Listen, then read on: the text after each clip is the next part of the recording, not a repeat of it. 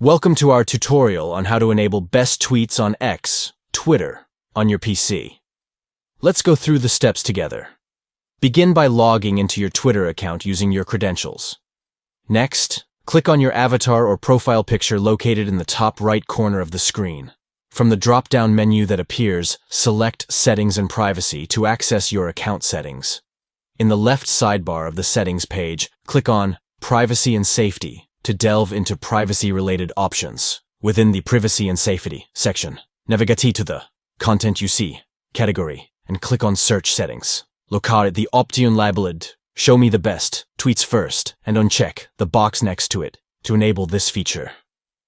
After making the necessary changes, scroll down to the bottom of the page and click on Save Changes to apply the updated settings to your account.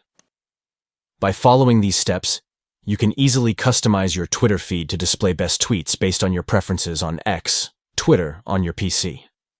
Thank you for following along.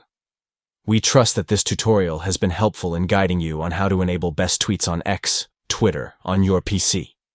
Tailor your Twitter experience by adjusting your settings to showcase the content that matters most to you.